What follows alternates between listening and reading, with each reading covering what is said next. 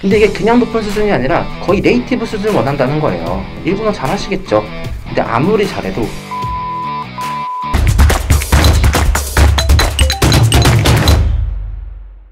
미나상 konnichiwa. 私は 솔로데스크海外事業部の 김진우と申します. 요로시쿠 오네가이시마스. 네, 안녕하세요. 저는 솔로데스크 회사부의 김진우들이라고 합니다. 오늘 저희 이렇게 영상을 켜게 된 이유는 이제 일본에 취업하는 방법 등 여러 가지가 있겠지만 그 중에서도 왜 IT로 취업해야 되는지 좀 간단하게 설명을 드리려고 합니다. 일본에 관심이 있는 분들이라면 뭐 아실 수도 있을 거라 생각하는데, 일본에 이제 디지털 청이라고 이제 새로 신설됐죠. 뭐 우리나라로 치면은 뭐 통일부, 뭐 기재부 같은 부가 하나 신설이 된 거라고 생각하시면 될 것 같습니다. 그만큼 이제 일본에서는 IT라는 업계를 좀 밀어주려고 하고 있다라는 의미로 해석할 수 있는데요. 또 동시에 이제 일본의 개발자 관련된 수요가 많은데 공급을 따라가지 못하고 있어서 인력난이 난리라고 합니다. 즉 나라에서 밀어주는데 이제 인력 공급이 수요 따라가지 못하니까 비교적으로 취업 난이도가 낮아진다 라고 생각하시면 될 것 같습니다.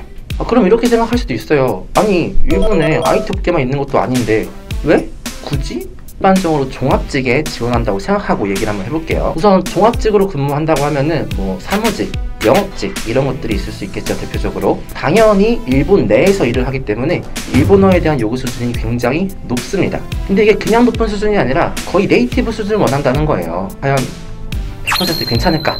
라고 하는 게 저희 첫 번째 의문이고요.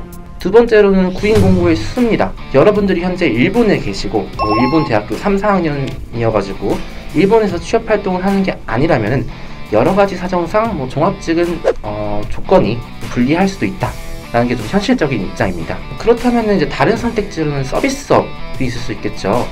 근데 뭐 아시다시피 스케줄 근무를 하기 때문에 아무래도 업무 강도가 조금 높다고 생각할 수도 있습니다. 또 이제 서비스 업계가 아무래도 접객 위주로 채용하기 때문에 요구하는 일본어의 수준도 결코 낮지 않습니다.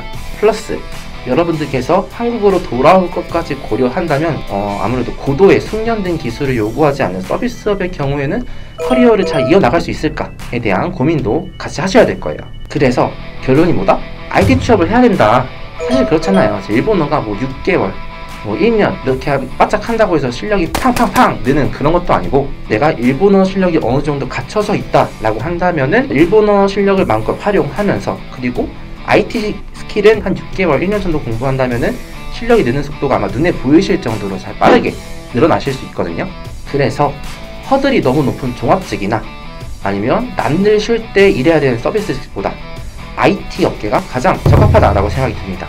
무엇보다도 일본 사회 초년생 기준으로 가장 높은 연봉을 제공하는 업계가 IT 업계이기도 하고요. 자, 그럼 오늘 말씀드린 내용 세 줄 요약하면은, 첫 번째, IT 업계는 일본 정부가 밀어주는 업계다. 두 번째, 다른 업계는 너무 빡세다. 세 번째, IT 업계 취업이 현실적인 것과 여러분들 처우 동시에 잡을 수 있는 두 마리 토끼를 잡을 수 있는 방법이다 라고 말씀드릴 수 있겠습니다. 오늘 준비한 내용은 이 정도긴 하지만 여러분들 궁금하신 내용 더 많이 담아가지고 다음 영상으로 만나뵐 수 있도록 하겠습니다. 그럼 안녕.